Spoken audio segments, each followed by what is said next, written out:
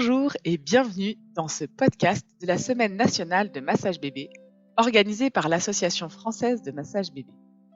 Je suis Sophie Luit, instructrice de l'AFMB pour la région Île-de-France. J'ai plusieurs casquettes, dont celle d'ergothérapeute et de maman de 4 enfants. Une petite anecdote pour commencer, avec mes enfants, le massage a commencé tout petit. J'ai encore le souvenir de mon fils, qui a aujourd'hui 10 ans, qui après chaque bain s'asseyait sur la table allongée et me tournait le dos pour réclamer son massage. Il n'y avait pas moyen que je le change tant qu'il n'avait pas eu son massage. Alors aujourd'hui, avec 4 enfants, ça nécessite souvent un planning et des tours de rôle tellement ils sont demandeurs de massage. À chaque podcast, son thème. Aujourd'hui, nous allons parler du lien entre le massage bébé et l'autonomie. Effectivement, l'une des plus grandes missions du parent, c'est d'accompagner son enfant à devenir un adulte autonome, bien dans son corps, dans sa tête et dans son cœur. Malgré tout, face à un tout petit particulièrement dépendant pendant les premières années, l'autonomie peut nous paraître bien lointaine. Pourtant, notre tout petit est compétent dès la naissance. Pensez à sa capacité à participer à l'accouchement, à grimper jusqu'au sein dès la naissance, à s'agripper au corps de son parent. Et ses compétences vont s'épanouir de jour en jour. J'ai choisi d'inviter aujourd'hui Anne-Laure, maman d'un petit Nathan qui a 19 mois. Anne-Laure a participé à une session de 5 ateliers de massage parent-bébé l'année dernière. Bonjour Anne-Laure, merci beaucoup d'être avec moi. Bonjour Sophie, c'est un plaisir, merci. En plus d'être maman, tu es également masseur-kinésithérapeute. Donc la question du corps et de l'autonomie, ça te parle. Alors, quel âge avait ton fils quand tu as fait les ateliers ? Il avait à peu près 6 mois. Ok, donc du coup, tu te souviens de ce qu'il faisait Où est-ce qu'il en était sur le plan moteur ? Il bougeait pas beaucoup, mon fils a mis beaucoup de temps à commencer à bouger, je crois même pas qu'il se retournait. En quelques mots, finalement, qu'est-ce que tu peux dire que les ateliers de massage t'ont apporté ? Ils m'ont apporté beaucoup. Déjà, je les ai fait avec une amie, j'ai beaucoup aimé le rapport qu'on a eu. Elle avait un petit qui a un mois de plus que Nathan. C'était vraiment chouette. Ça m'a apporté une confiance en moi par rapport à ce que je faisais avec Nathan, bien que je sois masseur-kinésithérapeute. Ça m'a apporté des grands moments de complicité avec Nathan. Ça m'a vraiment confortée dans ce que je faisais. Et du coup, en fait, quelle était la différence par rapport au massage finalement que tu connais en tant que professionnel ? Il y a le massage, mais il y a aussi tout ce qu'il y a autour, le jeu, les complicités, le rapport que tu peux avoir avec ton bébé qui est différent d'un rapport que tu peux avoir avec un patient. Ah bah oui, forcément. Et alors, qu'est-ce que le massage a changé dans ton quotidien avec Nathan ? J'ai pris plus de temps pour lui, pour prendre ce temps avec lui de complicité, de moments au calme, sans avoir le quotidien, sans tout ce qu'il y a, la cuisine, le repassage, tout ça, tout ce qu'il faut faire. J'ai vraiment pris du temps pour me poser avec mon fils et c'était vraiment bien, lui montrer que je suis présente, qu'il peut me demander, je suis capable vraiment de prendre ce temps pour lui. Un vrai cadeau. Tu sais, à la FMB, on dit que le massage, c'est un cadeau pour la vie.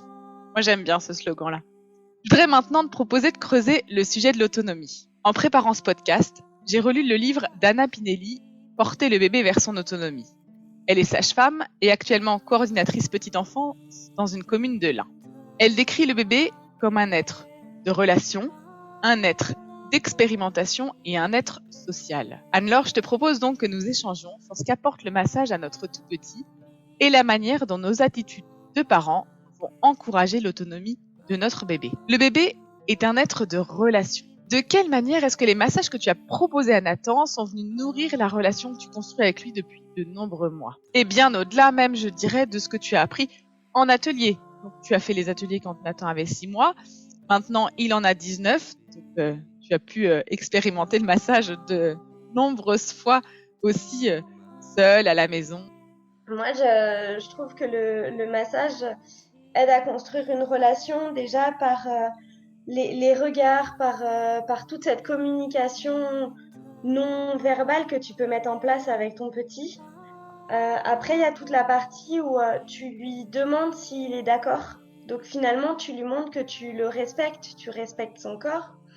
Si moi, il y a Nathan, il y a des fois où il me montre que pas du tout, il en veut pas. Bon bah voilà, je le fais pas, même si j'en ai envie.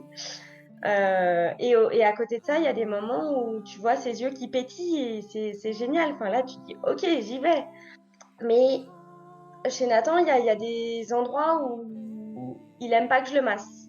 Et à contraire, il y a des endroits où il adore. Donc j'essaye toujours. De temps en temps, je lui repropose les endroits où il aime pas, juste pour vérifier que c'est toujours le cas.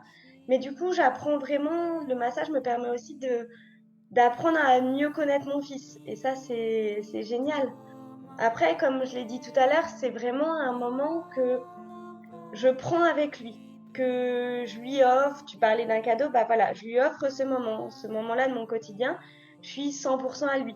Je suis pas avec mon portable à côté, je suis pas avec autre chose. Je suis vraiment 100% ok. Je suis avec toi, je profite de toi. Le massage aussi, en tant que kiné, on sait que ça peut permettre de soulager, de détendre. Et c'est vrai que quand je vois mon fils qui surtout maintenant galope dans tous les sens, escalade tout. Enfin, c'est un moment où je me dis voilà, je vais le soulager, je vais lui détendre, je vais lui donner du bien-être. Et ça, c'est vraiment quelque chose que j'aime et dans notre relation aussi qui permet de voilà de construire notre relation. Finalement, ce que j'aime retenir, c'est que l'autonomie se construit dans la confiance établie avec le parent. Tout ce que tu as pu lui proposer, c'est de lui dire tu peux compter sur moi. Quand tu as mal au ventre, tu peux compter sur moi. Quand tu es fatigué, tu peux compter sur moi. Et parce que c'est vrai que là, dans ce que tu viens de dire, je lui ai aussi fait pas mal de massages au moment où je sentais qu'il avait mal au ventre. Ça faisait plusieurs jours qu'il n'arrivait pas à faire caca. J'ai essayé et on sentait que ça le gênait au moment des repas ou même en dehors. J'ai vraiment essayé de lui apporter, de l'aider et il y a vraiment des fois où c'était efficace. Et oui, parce que du coup, toi aussi, tu as eu des outils pour pouvoir répondre à ses besoins. Oui. Finalement, il y a plein de moments avec un bébé où on peut se sentir assez impuissant. L'enfant exprime des choses, mais on n'a pas le mode d'emploi, on ne sait pas ce qu'il est en train de nous dire. Et le massage nous donne des outils pour pouvoir répondre à ses besoins. Tout à fait. Tu nous disais que Nathan n'aime pas toujours être massé sur certaines parties du corps, ou alors parfois qu'il aime énormément. Comment est-ce qu'il te montre ça ? Et comment est-ce et tu parlais aussi du consentement, l'idée effectivement qu'il puisse dire s'il a envie ou non d'être massé. Comment ça se passe ? Alors, j'ai découvert ça pendant des ateliers. Au début de l'atelier, on vient déjà nous se détendre et après, on vient lui montrer nos mains, tout simplement en lui demandant est-ce que tu acceptes que je te masse ? Et c'est à ce moment-là où moi, juste en regardant Nathan, je comprends très bien. La plupart du temps, quand je lui montre mes mains pleines d'huile, il sourit, il a les yeux qui pétillent, tu sens qu'il a envie d'être massé. Et il y a parfois où par contre, il tourne la tête et limite il se tourne et il n'y a rien à faire, quoi. Et c'est vrai que maintenant, par contre, quand je le masse, je sais qu'il aime beaucoup les jambes. Par contre, au niveau des pieds, il n'est pas très très à l'aise. Quand j'essaye un petit peu au niveau des pieds certains mouvements, je suis pas sûre qu'il va aimer. Souvent, en fait, il vient me pousser avec son autre pied. Il vient me pousser la main. C'est vraiment pousse-toi de là, j'ai pas du tout envie. Lui, si c'est accessible avec ses mains, il me dégage avec ses mains. Enfin voilà, il sait très bien. Il a un petit caractère déjà et il sait très bien montrer ce qu'il aime et ce qu'il aime pas. Ah, c'est génial. Et alors, le massage, donc tu l'as appris quand il avait 6 mois. Il disait qu'il bougeait peu. À 19 mois, j'imagine qu'il bouge beaucoup. Alors, comment est-ce que tu pratiques aujourd'hui le massage ? Est-ce que c'est à des moments particuliers ? C'est vrai que quand ils sont tout petits, on s'installe avec une serviette, on met la musique, on se pose pour le massage. Quand ils grandissent, ça évolue. Est-ce que tu fais les mêmes gestes qu'avant ? Comment ça se passe ? Oui, je me pose à des moments particuliers, toujours les mêmes. Finalement, en fait, j'ai remarqué que Nathan, les moments où il préférait plus le massage, c'était après un bon bain. Donc après son bain, avant de le rhabiller, une fois que je l'ai bien séché, c'est là où je vais lui proposer le massage. Alors c'est vrai qu'avant, j'arrivais à lui faire des massages d'un quart d'heure, 20 minutes, une demi-heure. Maintenant, ça a un petit peu changé. Maintenant, le massage, si déjà il dure 10 minutes, tu fais waouh, j'ai fait un bon massage. Mais on s'adapte. Mais c'est vrai que c'est vraiment après le bain qu'il est le plus réceptif. Est-ce que je fais les mêmes gestes ? J'en ai éliminé certains parce que j'ai compris que Nathan les aimait pas. Donc je les fais plus. Et c'est vrai que en fonction de ma spontanéité et de ce que j'ai en tête, ça m'arrive d'en rajouter, ça m'arrive de les inclure dans une chanson, dans une comptine, enfin dans quelque chose en fonction de mon envie du moment. Le bébé, c'est aussi un être d'expérimentation. Il expérimente le mouvement, son environnement, le bruit, les odeurs, le goût. Alors en tant qu'instructrice de la FMB, on va proposer de découvrir le massage à travers une session d'atelier. Et ça, c'est vraiment important. Parce que le bébé va avoir besoin de temps pour apprivoiser ces nouvelles expériences. Comment ça s'est passé du coup pour Nathan et pour toi pendant ces séances? Il a fallu y aller plutôt petit à petit, moi je trouve, avec Nathan. Alors, on était en été, donc au moins l'être le corps tout nu, ça lui a jamais posé de souci. Mais il aimait bouger, enfin voilà, ça s'était super bien passé. Sentir l'huile, ça s'est très très bien passé. Il aimait bien l'odeur. Il me souriait et tout, mais par contre, quand je commençais à le toucher, il lui fallait un peu de temps pour commencer à réagir, à apprivoiser ce que je faisais. Après, voilà, il y a certaines parties du corps, les jambes, ça c'est super bien passé. Le dos aussi. Quand j'ai commencé à faire les bras, il a un peu moins aimé. Je crois pas que la première séance, il ait beaucoup aimé. Ça a été plutôt à la deuxième ou à la dernière séance, quand on a refait le corps entier, où il a pris plus de plaisir, où là, il me regardait, il souriait, enfin on le sentait vraiment détendu. Voilà, il lui a fallu vraiment le temps. J'ai réussi à bien lui masser l'articulation de la mâchoire au moment où il a des dents qui ont sorti. Là, on a senti que il en a eu besoin, ça lui faisait du bien. Mais sinon, souvent il n'aime pas. Parce qu'effectivement, en séance en atelier de massage, à chaque atelier, chaque semaine, on expérimente le massage sur une nouvelle partie du corps et on révise ce qui a déjà été vu sur les séances précédentes.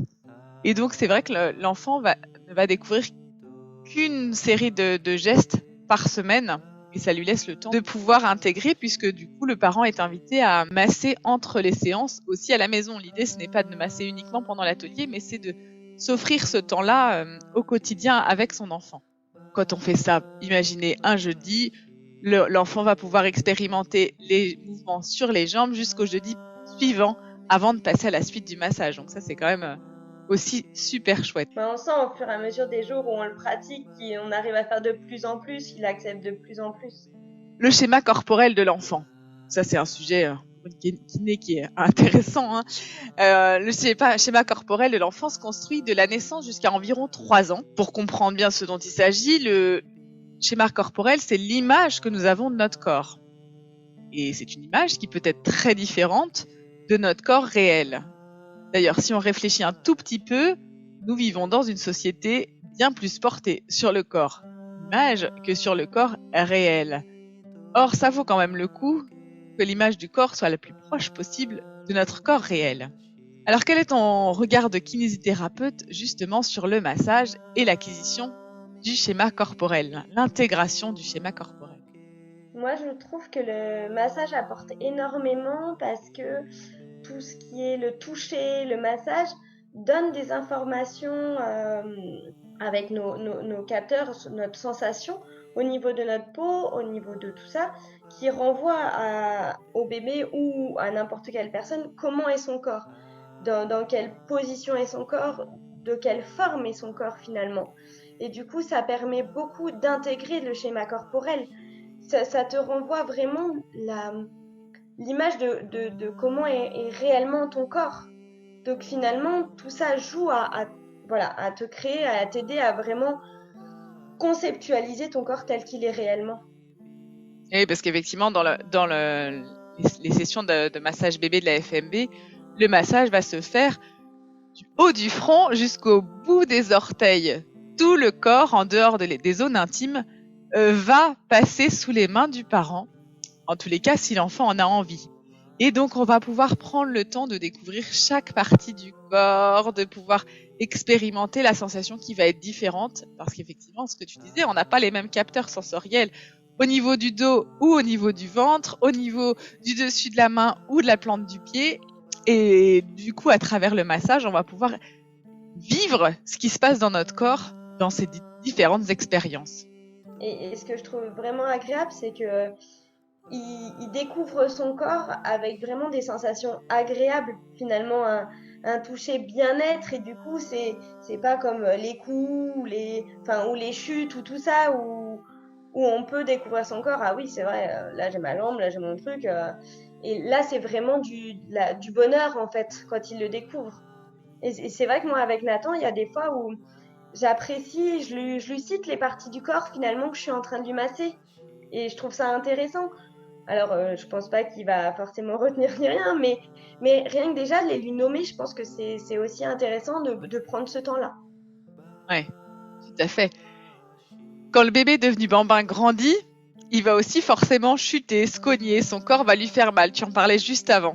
Alors naturellement, beaucoup de parents vont venir toucher, poser une main chaude, voire masser la zone endolorie. C'est intéressant de ce qui se passe à ce moment-là. Le toucher va venir nourrir la relation sécurisante créée avec le parent grâce au lien d'attachement, mais on peut observer tout simplement aussi une sécrétion d'ocytocine, que l'on appelle aussi l'hormone de l'amour. Elle va réduire en quelques secondes le stress, l'anxiété tout en apportant du plaisir. Je suis sûre que beaucoup de parents ont en tête des pleurs intenses après une belle cascade au parc, qui après un gros câlin et un frotti-frotta du genou cède immédiatement, quasiment instantanément. Vous n'avez pas le temps de dire ouf que votre enfant est déjà reparti. Le massage ou tout simplement le toucher a quelque chose de magique quand il est rempli d'amour. Moi j'aime dire que le massage donne des ailes. Anne-Laure, ton fils a maintenant 19 mois. Comment ça s'est passé finalement l'acquisition de la marche pour lui et puis le toucher dans cet accompagnement? Moi, je pense que comme tout enfant, il a fait pas mal de cascades au moment où il a appris à marcher. C'était un pas, puis un autre, et puis il tombait, et il pleurait, et du coup, on allait beaucoup vers lui, le réconforter, le prendre dans nos bras, et quand on voyait vraiment enfin, quand on arrivait à localiser là où il avait pu se faire mal, c'est vrai que spontanément, on mettait beaucoup la main, ou on venait frotter, comme tu viens de dire. Alors, il y en a qui ont l'habitude de faire sinon des bisous magiques quand l'enfant se cogne. Nous, chez nous, c'est plutôt un frotté. On vient frotter assez rapidement, énergiquement, la zone. Et c'est vrai que bah, voilà, ça passe, et il repart, comme tu as dit, aussi vite arrivé, aussi vite reparti. Donc l'acquisition de la marche, pour lui, s'est fait petit à petit, tout en ayant un lien avec le massage à côté que je continuais bien sûr. Mmh. Et alors effectivement aussi, on en parlait tout à l'heure, le massage quand l'enfant a mal au ventre, quand l'enfant a mal aux dents. Finalement, c'est mon parent est présent pour moi, il peut me soulager et l'enfant apprend aussi à écouter son corps. Et combien sommes-nous à ne pas savoir écouter les messages de notre corps? Je pense que c'est vraiment aussi une chance que de dire à nos enfants, prends soin de ton corps, il est important pour toi. Mais après, par rapport au massage pour quand le bébé est constipé et tout, je pense que juste ce qu'il faut rajouter, c'est ou en tout cas pour Nathan, moi, il n'appréciait pas forcément ce massage. C'est pas le massage bien-être, confort dont on parle forcément depuis tout à l'heure. Alors on le fait toujours en le respectant. Enfin, pour moi, je le prends comme ça, toujours dans le respect, mais c'est quelque chose où il apprécie pas. Le bien-être va venir après pour lui. Donc c'est vrai qu'à certains moments, bah, il avait tendance à vouloir un petit peu me repousser les mains. Je continuais, je lui parlais, je lui expliquais bien, et j'essayais de continuer un petit peu pour essayer vraiment de l'aider.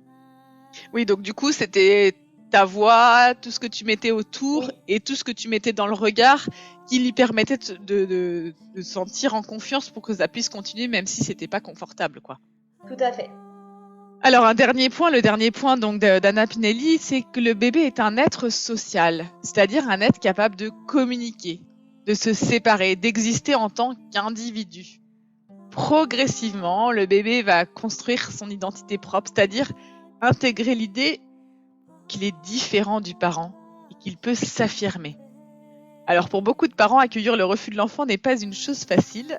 Anne-Laure, j'imagine que depuis 19 mois, tu as eu l'occasion de te retrouver confrontée au refus de Nathan pour un geste de massage ou pour le massage complet. Est-ce que tu peux nous raconter un souvenir particulier et la manière dont tu as réagi? Ah bah oui, je vais vous raconter un souvenir qui s'est passé là l'été dernier. C'était assez frustrant parce que après, ça faisait quelques jours que j'avais pas pris le temps de masser Nathan après son bain. je me suis dit, allez, ce soir, ça y est, j'ai le temps, je le prends vraiment. Je lui présente les mains, je lui demande s'il est d'accord. Alors, il me fait comprendre que oui. Je pose mes mains sur ses cuisses, je commence à lui masser un tout petit peu. Au bout de 2 minutes, il enlève mes mains. Et là, j'étais là, mais je suis très motivée, moi. Mais bon, dans ces cas-là, on se dit, lui n'a pas envie finalement. Il a juste apprécié que je prenne ce moment-là. Et enfin voilà, il n'avait pas envie de ce massage-là à ce moment-là. Il avait envie de pouvoir aller explorer ce qu'il avait autour de lui. Bon, je me suis massée avec l'huile que j'avais sur les mains. Et ouais, l'automassage, c'est bien aussi. Et j'ai regardé mon enfant s'éclater à jouer autour de lui. Et voilà, et je me suis dit que ce sera pour une prochaine fois. Et effectivement, quelques jours après, il a accepté et c'était reparti. C'est pas, comme tu dis, c'est pas évident, c'est pas facile, mais bon, après, c'est son avis qui compte dans ces cas-là, parce que c'est un bien-être pour lui, donc c'est un cadeau pour lui. Si lui n'en veut pas, tu peux pas le forcer. Et oui. Et alors du coup, est-ce que il y a des moments où tu fais certains gestes de massage dans des temps complètement différents, même sans huile, peut-être masser la plante du pied ou masser le creux de la main. Enfin, est-ce que du coup, tu as intégré finalement des gestes de massage de manière plus intuitive dans le quotidien? Oui, tout à fait. Ça m'arrive. Après, c'est plus, comme tu viens de dire, les mains, un petit peu le dos, parce que quand il est sans body, sans rien, tout nu à la maison, j'aime bien, je lui fais quelques petits mouvements, quelques petites choses. Ça dure jamais bien longtemps, mais on sent que lui est bien. Maintenir du toucher. D'ailleurs, quand nos enfants grandissent, souvent, on est aussi dans ces tout petits massages. Je pense à des adolescents qui vont juste avoir un petit massage des épaules pendant leur devoir du soir. Tout de suite, ça vient mettre du lien et ça vient nourrir effectivement la relation. Et ça, c'est quand même vraiment topissime. Tu me disais que Nathan aussi est gardé par une assistante maternelle. Comment est-ce que tu as géré les moments de séparation, les moments de retrouvailles et de quelle manière finalement le toucher et le massage t'ont-ils aidé? C'est vrai que pour moi, j'ai repris le travail quand Nathan avait 7 mois, j'ai eu cette chance-là. Mais ça ne m'a pas quand même aidé pour la séparation. Le laisser chez la nounou, ça a été un moment très très compliqué pour moi. La reprise du travail aussi. Du coup, les retrouvailles, c'était toujours un énorme moment de joie.